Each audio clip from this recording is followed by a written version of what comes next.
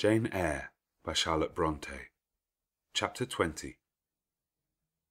I had forgotten to draw my curtain, which I usually did, and also to let down my window blind. The consequence was, when the moon, which was full and bright, for the night was fine, came in her course to that space in the sky opposite my casement, and looked in at me through the unveiled panes, her glorious gaze roused me. Awaking in the dead of night, I opened my eyes on her disk, silver white and crystal clear. It was beautiful, but too solemn.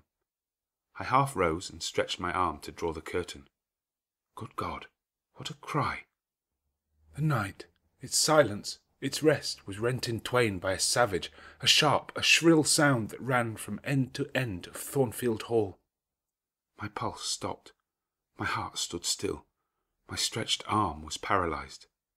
The cry died and was not renewed. Indeed, whatever being uttered that fearful shriek could not soon repeat it. Not the widest winged condor on the Andes could, twice in succession, send out such a yell from the clouds shrouding his eyrie. The thing delivering such utterance must rest ere it could repeat the effort. It came out of the third story, for it passed overhead. And overhead, yes, in the room just above my chamber ceiling, I now heard a struggle. A deadly one it seemed from the noise, and a half-smothered voice shouted, "Help! Help! Help!" 3 times rapidly. "Will no one come?" it cried, and then, while the staggering and stamping went on wildly, I distinguished through plank and plaster, "Rochester! Rochester, for God's sake, come!" A chamber door opened. Someone ran or rushed along the gallery. Another step stamped on the flooring above, and something fell, and there was silence. I had put on some clothes, though horror shook all my limbs. I issued from my apartment. The sleepers were all aroused. Ejaculations, terrified murmurs sounded in every room. Door after door unclosed. One looked out and another looked out. The gallery filled. Gentlemen and ladies alike had quitted their beds, and, "Oh, what is it? Who is hurt? What has happened? Fetch a light. Is it a fire? Are there robbers? Where shall we run?" was demanded confusedly on all hands. But for the moonlight they would have been in complete darkness. They ran to and fro, they crowded together, some sobbed, some stumbled. The confusion was inextricable. "Where the devil is Rochester?" cried Colonel Dent. "I cannot find him in his bed." "Here, here," was shouted in return. "Be composed, all of you, I'm coming." And the door at the end of the gallery opened, and Mr. Rochester advanced with a candle. He had just descended from the upper story. One of the ladies ran to him directly. She seized his arm. It was Miss Ingram. "What awful event has taken place?" said she. "Speak, let us know the worst at once." "But don't pull me down or strangle me," he replied, for the Misses Eshton were clinging about him now, and the 2 dowagers in vast white wrappers were bearing down on him like ships in full sail. "All's right, all's right," he cried. "It's a mere rehearsal of much ado about nothing. Ladies, keep off, or I shall wax dangerous." And dangerous he looked. His black eyes darted sparks. Calming himself by an effort, he added, "A servant has had a nightmare, that is all. She's an excitable, nervous person. She construed her dream into an apparition or something of that sort, no doubt, and has taken a fit with fright. Now then, I must see you all back into your rooms, for till the house is settled she cannot be looked after. Gentlemen, have the goodness to set the ladies the example. Miss Ingram, I am sure you will not fail in evincing superiority to idle terrors. Amy and Louisa, return to your nests like a pair of doves as you are. Mesdames," to the dowagers, "you will take cold to a dead certainty if you stay in this chill gallery any longer." And so, by dint of alternate coaxing and commanding, he contrived to get them all once more enclosed in their separate dormitories. I did not wait to be ordered back to mine, but retreated unnoticed, as unnoticed I had left it. Not, however, to go to bed. On the contrary, I began and dressed myself carefully. The sounds I had heard after the scream, and the words that had been uttered, had probably been heard only by me, for they had proceeded from the room above mine. But they assured me that it was not a servant's dream which had thus struck horror through the house, and that the explanation Mr. Rochester had given was merely an invention framed to pacify his guests. I dressed then to be ready for emergencies. When dressed, I sat a long time by the window looking out over the silent grounds and silvered fields, and waiting for I knew not what. It seemed to me that some event must follow the strange cry, struggle, and call. No, stillness returned. Each murmur and movement ceased gradually, and in about an hour Thornfield Hall was again as hushed as a desert. It seemed that sleep and night had resumed their empire. Meantime the moon declined. She was about to set. Not liking to sit in the cold and darkness, I thought I would lie down on my bed, dressed as I was. I left the window and moved with little noise across the carpet. As I stooped to take off my shoes, a cautious hand tapped low at the door. "Am I wanted?" I asked. "Are you up?" asked the voice I expected to hear, viz. My master's. "Yes, sir." "And dressed?" "Yes." "Come out then, quietly." I obeyed. Mr. Rochester stood in the gallery, holding a light. "I want you," he said. "Come this way, take your time, and make no noise." My slippers were thin. I could walk the matted floor as softly as a cat. He glided up the gallery and up the stairs, and stopped in the dark, low corridor of the fateful third story. I had followed and stood at his side. "Have you got a sponge in your room?" he asked in a whisper. "Yes, sir." "Have you got any salts? Volatile salts?" "Yes." "Go back and fetch both." I returned, sought the sponge on the washstand, the salts in my drawer, and once more retraced my steps. He still waited. He held a key in his hand. Approaching one of the small black doors, he put it in the lock. He paused and addressed me again. "You don't turn sick at the sight of blood?" "I think I shall not. I have never been tried yet." I felt a thrill while I answered him, but no coldness and no faintness. "Just give me your hand," he said. "It will not do to risk a fainting fit." I put my fingers into his. "Warm and steady," was his remark. He turned the key and opened the door. I saw a room I remembered to have seen before the day Mrs. Fairfax showed me over the house. It was hung with tapestry, but the tapestry was now looped up on one part, and there was a door apparent which had then been concealed. This door was open. A light shone out of the room within. I heard thence a snarling, snatching sound, almost like a dog quarrelling. Mr. Rochester, putting down his candle, said to me, "Wait a minute," and he went forward to the inner apartment. A shout of laughter greeted his entrance, noisy at first, and terminating in Grace Poole's own goblin ha-ha. She, then, was there. He made some sort of arrangement without speaking, though I heard a low voice address him. He came out and closed the door behind him. "Here, Jane," he said, and I walked round to the other side of the large bed, which with its drawn curtains concealed a considerable portion of the chamber. An easy chair was near the bedhead. A man sat in it, dressed with the exception of his coat. He was still. His head leant back, his eyes were closed. Mr. Rochester held the candle over him. I recognized in his pale and seemingly lifeless face the stranger, Mason. I saw too that his linen on one side and one arm was almost soaked in blood. "Hold the candle," said Mr. Rochester, and I took it. He fetched a basin of water from the washstand. "Hold that," said he. I obeyed. He took the sponge, dipped it in, and moistened the corpse-like face. He asked for my smelling bottle and applied it to the nostrils. Mr. Mason shortly unclosed his eyes. He groaned. Mr. Rochester opened the shirt of the wounded man, whose arm and shoulder were bandaged. He sponged away blood trickling fast down. "Is there immediate danger?" murmured Mr. Mason. "Pooh, no. Mere scratch. Don't be so overcome, man. Bear up. I'll fetch a surgeon for you now, myself. You'll be able to be removed by morning, I hope. Jane," he continued. "Sir?" "I shall have to leave you in this room with this gentleman for an hour, or perhaps 2 hours. You will sponge the blood as I do when it returns. If he feels faint, you will put the glass of water on that stand to his lips and your salts to his nose.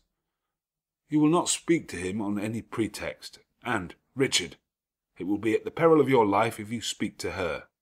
Open your lips, agitate yourself, and I'll not answer for the consequences." Again the poor man groaned. He looked as if he dared not move. Fear, either of death or of something else, appeared almost to paralyze him. Mr. Rochester put the now bloody sponge into my hand, and I proceeded to use it as he had done. He watched me a second, then saying, "Remember, no conversation," he left the room. I experienced a strange feeling as the key grated in the lock, and the sound of his retreating steps ceased to be heard. Here then I was in the third story, fastened into one of its mystic cells. Night around me, a pale and bloody spectacle under my eyes and hands. A murderess hardly separated from me by a single door. Yes, that was appalling. The rest I could bear, but I shuddered at the thought of Grace Poole bursting out upon me. I must keep to my post, however. I must watch this ghastly countenance, these blue, still lips forbidden to unclose, these eyes now shut, now opening, now wandering through the room, now fixing on me and ever glazed with the dullness of horror. I must dip my hand again and again in the basin of blood and water and wipe away the trickling gore. I must see the light of the unsnuffed candle wane on my employment, the shadows darken on the wrought antique tapestry round me and grow black under the hangings of the vast old bed, and quiver strangely over the doors of a great cabinet opposite, whose front, divided into 12 panels, bore in grim design the heads of the 12 apostles, each enclosed in its separate panel as in a frame, while above them at the top rose an ebon crucifix and a dying Christ. According as the shifting obscurity and flickering gleam hovered here or glanced there, it was now the bearded physician Luke that bent his brow, now St. John's long hair that waved, and anon the devilish face of Judas that grew out of the panel, and seemed gathering life and threatening a revelation of the arch-traitor, of Satan himself in his subordinate's form. Amidst all this, I had to listen as well as watch, to listen for the movements of the wild beast or the fiend in yonder side den. But since Mr. Rochester's visit it seemed spellbound. All the night I heard but 3 sounds at 3 long intervals: a step creak, a momentary renewal of the snarling, canine noise, and a deep human groan. Then my own thoughts worried me. What crime was this that lived incarnate in this sequestered mansion, and could neither be expelled nor subdued by the owner? What mystery that broke out now in fire and now in blood at the deadest hours of the night? What creature was it that, masked in an ordinary woman's face and shape, uttered the voice now of a mocking demon and anon of a carrion-seeking bird of prey? And this man I bent over, this commonplace, quiet stranger, how had he become involved in the web of horror, and why had the fury flown at him? What made him seek this quarter of the house at an untimely season, when he should have been asleep in bed? I had heard Mr. Rochester assign him an apartment below. What brought him here? And why now was he so tame under the violence or treachery done him? Why did he so quietly submit to the concealment Mr. Rochester enforced? Why did Mr. Rochester enforce this concealment? His guest had been outraged. His own life on a former occasion had been hideously plotted against, and both attempts he smothered in secrecy and sank in oblivion. Lastly, I saw Mr. Mason was submissive to Mr. Rochester, that the impetuous will of the latter held complete sway over the inertness of the former. The few words which had passed between them assured me of this. It was evident that in their former intercourse the passive disposition of the one had been habitually influenced by the active energy of the other. Whence then had arisen Mr. Rochester's dismay when he heard of Mr. Mason's arrival? Why had the mere name of this unresisting individual, whom his word now sufficed to control like a child, fallen on him a few hours since as a thunderbolt might fall on an oak? Oh, I could not forget his look and his paleness when he whispered, "Jane, I have got a blow. I have got a blow, Jane."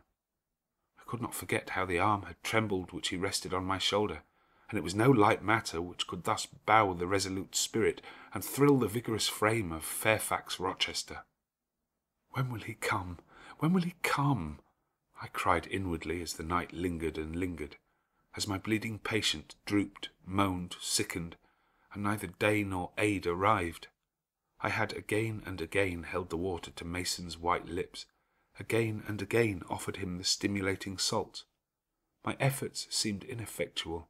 Either bodily or mental suffering, or loss of blood, or all 3 combined, were fast prostrating his strength. He moaned so, and looked so weak, wild, and lost. I feared he was dying, and I might not even speak to him. The candle, wasted at last, went out. As it expired, I perceived streaks of grey light edging the window curtains. Dawn was then approaching. Presently I heard Pilot bark far below. out of his distant kennel in the courtyard, hope revived. Nor was it unwarranted. In 5 minutes more the grating key, the yielding lock, warned me my watch was relieved. It could not have lasted more than 2 hours. Many a week has seemed shorter. Mr. Rochester entered, and with him the surgeon he had been to fetch. "Now, Carter, be on the alert," he said to this last. "I give you but half an hour for dressing the wound, fastening the bandages, getting the patient downstairs and all." "But is he fit to move, sir?" "No doubt of it. It is nothing serious. He is nervous. His spirits must be kept up. Come, set to work." Mr. Rochester drew back the thick curtain, drew up the Holland blind, let in all the daylight he could, and I was surprised and cheered to see how far dawn was advanced, what rosy streaks were beginning to brighten the east. Then he approached Mason, whom the surgeon was already handling. "Now, my good fellow, how are you?" he asked. "He's done for me, I fear," was the faint reply. "Not a whit. Courage. This day fortnight you'll hardly be a pin the worse of it. You've lost a little blood, that's all. Carter, assure him there's no danger." "I can do that conscientiously," said Carter, who had now undone the bandages. "Only I wish I could have got here sooner. He would not have bled so much. But how is this? The flesh on the shoulder is torn as well as cut. This wound was not done with a knife. There have been teeth here." "She bit me," he murmured. "She worried me like a tigress when Rochester got the knife from her." "You should not have yielded. You should have grappled with her at once," said Mr. Rochester. "But under such circumstances, what could one do?" returned Mason. "Oh, it was frightful," he added, shuddering, "and I did not expect it. She looked so quiet at first." "I warned you," was his friend's answer. "I said, be on your guard when you go near her. Besides, you might have waited till tomorrow and had me with you. It was mere folly to attempt the interview tonight and alone." "I thought I could have done some good." You thought. Yes, it makes me impatient to hear you. But, however, you have suffered, and are likely to suffer enough for not taking my advice, so I'll say no more. Carter, hurry. The sun will soon rise, and I must have him off." "Directly, sir. The shoulder is just bandaged. I must look to this other wound in the arm. She has had her teeth here too, I think." "She sucked the blood. She said she'd drain my heart," said Mason. I saw Mr. Rochester shudder. A singularly marked expression of disgust, horror, hatred warped his countenance almost to distortion. But he only said, "Come, be silent, Richard, and never mind her gibberish. Don't repeat it." "I wish I could forget it," was the answer. "You will when you are out of the country. When you get back to Spanish Town, you may think of her as dead and buried. Or rather, you need not think of her at all. Impossible to forget this night." "It is not impossible. Have some energy, man. You thought you were as dead as a herring 2 hours since, and you are all alive and talking now. There. Carter has done with you, or nearly so. I'll make you decent in a trice. Jane." He turned to me for the first time since his re-entrance. "Take this key, go down into my bedroom, and walk straight forward into my dressing-room. Open the top drawer of the wardrobe and take out a clean shirt and neck-handkerchief. Bring them here, and be nimble." I went, sought the repository he had mentioned, found the articles named, and returned with them. "Now," said he, "go to the other side of the bed while I order his toilet, but don't leave the room. You may be wanted again." I retired as directed. "Was anybody stirring below when you went down, Jane?" inquired Mr. Rochester presently. "No, sir. All was very still." "We shall get you off cannily, Dick, and it will be better, both for your sake and for that of the poor creature in yonder. I have striven long to avoid exposure, and I should not like it to come at last. Here, Carter, help him on with his waistcoat. Where did you leave your furred cloak? You can't travel a mile without that, I know, in this damned cold climate. In your room? Jane, run down to Mr. Mason's room, the one next to mine, and fetch a cloak you will see there." Again I ran, and again returned, bearing an immense mantle lined and edged with fur. "Now I've got another errand for you," said my untiring master. "You must away to my room again. What a mercy you are shod with velvet, Jane. The clod-hopping messenger would never do at this juncture. You must open the middle drawer of my toilet table and take out a little phial and a little glass you will find there. Quick!" I flew thither and back, bringing the desired vessels. "That's well. Now, Doctor, I shall take the liberty of administering a dose myself, on my own responsibility. I got this cordial at Rome of an Italian charlatan, a fellow you would have kicked, Carter. It is not a thing to be used indiscriminately, but it is good upon occasion, as now, for instance. Jane, a little water." He held out the tiny glass, and I half filled it from the water bottle on the washstand. "That will do. Now wet the lip of the phial." I did so. He measured 12 drops of a crimson liquid and presented it to Mason. "Drink, Richard. It will give you the heart you lack for an hour or so." "But will it hurt me? Is it inflammatory?" "Drink, drink, drink." Mr. Mason obeyed, because it was evidently useless to resist. He was dressed now. He still looked pale, but he was no longer gory and sullied. Mr. Rochester let him sit 3 minutes after he had swallowed the liquid. He then took his arm. "Now, I am sure you can get on your feet," he said. "Try." The patient rose. "Carter, take him under the other shoulder. Be of good cheer, Richard. Step out. That's it."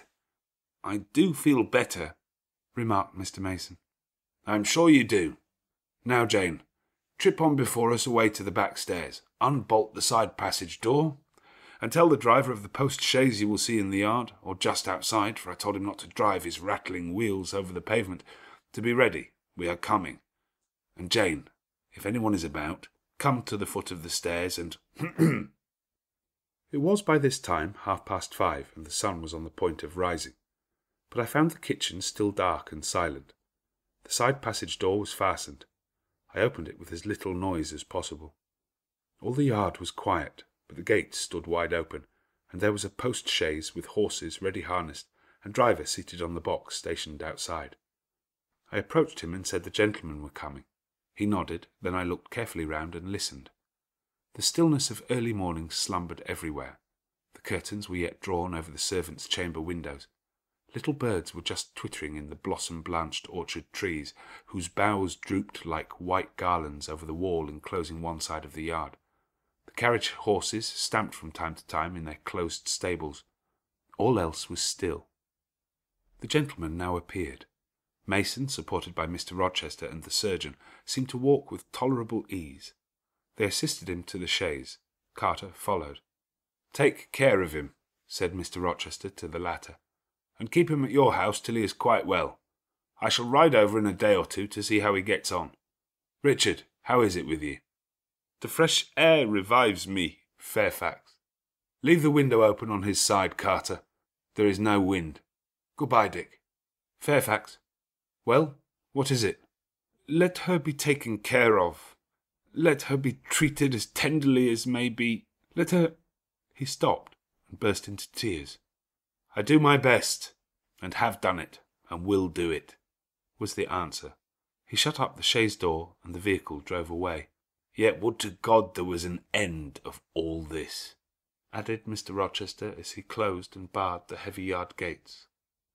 This done, he moved with slow step and abstracted air towards a door in the wall bordering the orchard. I, supposing he had done with me, prepared to return to the house again. However, I heard him call, "Jane!" He had opened the portal and stood at it, waiting for me. "Come where there is some freshness for a few moments," he said. "That house is a mere dungeon. Don't you feel it so?" "It seems to me a splendid mansion, sir." "The glamour of inexperience is over your eyes," he said, "and you see it through a charmed medium. You cannot discern that the gilding is slime, and the silk draperies cobwebs, that the marble is sordid slate, and the polished woods mere refuse, chips, and scaly bark. Now here," he pointed to the leafy enclosure we had entered, "all is real, sweet, and pure." He strayed down a walk edged with box, with apple trees, pear trees, and cherry trees on one side, and a border on the other full of all sorts of old-fashioned flowers, stocks, sweet williams, primroses, pansies, mingled with southernwood, sweet-briar, and various fragrant herbs. They were fresh now as a succession of April showers and gleams, followed by a lively spring morning, could make them. The sun was just entering the dappled east, and his light illumined the wreathed and dewy orchard trees, and shone down the quiet walks under them. "Jane, Will you have a flower?" He gathered a half-blown rose, the first on the bush, and offered it to me. "Thank you, sir." "Do you like this sunrise, Jane? That sky with its high and light clouds which are sure to melt away as the day waxes warm. This placid and balmy atmosphere?" "I do, very much." "You have passed a strange night, Jane." "Yes, sir." "And it has made you look pale. Were you afraid when I left you alone with Mason?" "I was afraid of someone coming out of the inner room." "But I had fastened the door. I had the key in my pocket. I should have been a careless shepherd if I had left a lamb, my pet lamb, so near a wolf's den, unguarded. You were safe." "Will Grace Poole live here still, sir?" "Oh yes, don't trouble your head about her. Put the thing out of your thoughts." "Yet it seems to me your life is hardly secure while she stays." "Never fear. I will take care of myself." "Is the danger you apprehended last night gone by now, sir?" "I cannot vouch for that till Mason is out of England, nor even then. To live, for me, Jane, is to stand on a crater crust which may crack and spew fire any day." "But Mr. Mason seems a man easily led. Your influence, sir, is evidently potent with him. He will never set you at defiance or wilfully injure you." "Oh, no. Mason will not defy me, nor, knowing it, will he hurt me. But unintentionally he might, in a moment, by one careless word, deprive me, if not of life, yet forever of happiness." "Tell him to be cautious, sir. Let him know what you fear, and show him how to avert the danger." He laughed sardonically, hastily took my hand, and as hastily threw it from him. "If I could do that, simpleton, where would the danger be? Annihilated in a moment. Ever since I have known Mason, I have only had to say to him, 'Do that,' and the thing has been done. But I cannot give him orders in this case. I cannot say, 'Beware of harming me, Richard,' for it is imperative that I should keep him ignorant that harm to me is possible. Now you look puzzled, and I will puzzle you further. You are my little friend, are you not?" "I like to serve you, sir, and to obey you in all that is right." "Precisely. I see you do. I see genuine contentment in your gait and mien, your eye and face, when you are helping me and pleasing me, working for me and with me in, as you characteristically say, all that is right. For if I bid you do what you thought wrong, there would be no light-footed running, no neat-handed alacrity, no lively glance and animated complexion. My friend would then turn to me, quiet and pale, and would say, 'No, sir, that is impossible. I cannot do it because it is wrong,' and would become immutable as a fixed star. Well, you too have power over me, and may injure me. Yet I dare not show you where I am vulnerable, lest, faithful and friendly as you are, you should transfix me at once." "If you have no more to fear from Mr. Mason than you have from me, sir, you are very safe." "God grant it may be so. Here, Jane, is an arbour. Sit down." The arbour was an arch in the wall lined with ivy. It contained a rustic seat. Mr. Rochester took it, leaving room, however, for me, but I stood before him. "Sit," he said. "The bench is long enough for two. You don't hesitate to take a place at my side, do you? Is that wrong, Jane?" I answered him by assuming it. To refuse would, I felt, have been unwise. "Now, my little friend, while the sun drinks the dew, while all the flowers in this old garden awake and expand, and the birds fetch their young ones, breakfast out of the thornfield, and the early bees do their first spell of work, I'll put a case to you which you must endeavour to suppose your own. But first look at me, and tell me you are at ease, and not fearing that I err in detaining you, or that you err in staying." "No, sir, I am content." "Well then, Jane, call to aid your fancy. Suppose you were no longer a girl, well-reared and disciplined, but a wild boy indulged from childhood upwards. Imagine yourself in a remote foreign land. Conceive that you there commit a capital error, no matter of what nature or from what motives, but one whose consequences must follow you through life and taint all your existence. Mind, I don't say a crime. I am not speaking of shedding of blood or any other guilty act which might make the perpetrator amenable to the law. My word is error. The results of what you have done become in time to you utterly insupportable. You take measures to obtain relief, unusual measures, but neither unlawful nor culpable. Still you are miserable, for hope has quitted you on the very confines of life. Your sun at noon darkens in an eclipse which you feel will not leave it till the time of setting. Bitter and base associations have become the sole food of your memory. You wander here and there, seeking rest in exile, happiness in pleasure. I mean in heartless sensual pleasure, such as dulls intellect and blights feeling. Heart-weary and soul-withered, you come home after years of voluntary banishment. You make a new acquaintance. How or where, no matter. You find in the stranger much of the good and bright qualities which you have sought for 20 years and never before encountered. And they are all fresh, healthy, without soil and without taint. Such society revives, regenerates. You feel better days come back, higher wishes, purer feelings.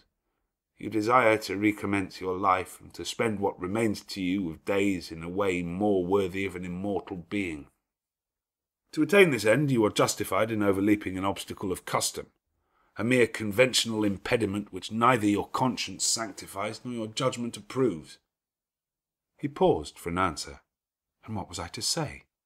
Oh, for some good spirit to suggest a judicious and satisfactory response. Vain aspiration. The west wind whispered in the ivy round me, but no gentle Ariel borrowed its breath as a medium of speech. The birds sang in the tree-tops, but their song, however sweet, was inarticulate. Again Mr. Rochester propounded his query. Is the wandering and sinful, but now rest-seeking and repentant man justified in daring the world's opinion in order to attach to him for ever this gentle, gracious, genial stranger, thereby securing his own peace of mind and regeneration of life? Sir, I answered, a wanderer's repose or a sinner's reformation should never depend on a fellow creature. Men and women die, philosophers falter in wisdom, and Christians in goodness. If anyone you know has suffered and erred, let him look higher than his equals for strength to amend and solace to heal. But the instrument, God who does the work, ordains the instrument. I have myself, I tell it you without parable, been a worldly, dissipated, restless man. And I believe I have found the instrument for my cure in... He paused. The birds went on carolling, the leaves lightly rustling.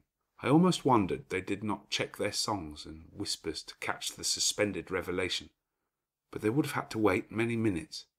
So long was the silence protracted. At last I looked up at the tardy speaker. He was looking eagerly at me. "Little friend," said he in quite a changed tone, while his face changed too, losing all its softness and gravity and becoming harsh and sarcastic. "You have noticed my tender penchant for Miss Ingram. Don't you think if I married her she would regenerate me with a vengeance?" He got up instantly, went quite to the other end of the walk, and when he came back he was humming a tune. Jane, said he, stopping before me, "you're quite pale with your vigils. Don't you curse me for disturbing your rest?" "Curse you? No, sir." "Shake hands in confirmation of the word. What cold fingers! They were warmer last night when I touched them at the door of the mysterious chamber. Jane, when will you watch with me again?" "Whenever I can be useful, sir." "For instance, the night before I am married? I am sure I shall not be able to sleep. Will you promise to sit up with me to bear me company? To you I can talk of my lovely one, for now you have seen her and know her." "Yes, sir." "She is a rare one, is she not, Jane?" "Yes, sir." "A strapper, a real strapper, Jane. Big, brown and buxom, with hair just such as ladies of Carthage must have had. Bless me, there's Denton Lynn in the stables. Go in by the shrubbery through that wicket." As I went one way, he went another, and I heard him in the yard saying cheerfully, "Mason got the start of you all this morning. He was gone before sunrise. I rose at 4 to see him off."